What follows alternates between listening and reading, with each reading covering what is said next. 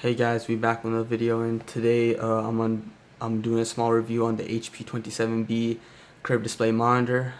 This monitor was bought 6 months ago, and I've been using it for 6 months. And I'm just gonna give my little intake on what I've experienced with this monitor. So to begin, this monitor, the colors are pretty good and vibrant in my opinion. The monitor also has 75 Hertz. It's able to run 75 Hertz, and it also has AMD FreeSync, so it's a pretty nice thing they included right there, and it works pretty well with my RX 480. Let's see here. Let me go to some of the video settings, or viewing positions, I guess you could say, or viewing modes. There you go. So there's 6 different ones, and there's 5 buttons at the back right here. Let me see. Okay, so this is low blue light. Crap. Alright, there you go. Low blue light, night, reading, gaming, multimedia, and photo. So those are the six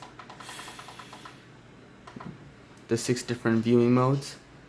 You can pause on any one of those. The scene would be pretty similar, so that's why I changed it very fast, so you can compare maybe. Although the comparing wouldn't be that good since it's going through my camera. But yeah, as you can see, it looks pretty nice. The pixels are hard to notice. It's 1080p, but if you get too close to it, it doesn't look too crisp.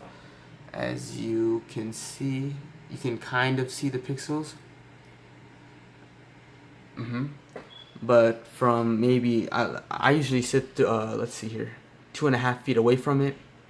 It's pretty good in my opinion. I don't notice the pixels at all. It's pretty smooth, pretty clear, and it's pretty fast too.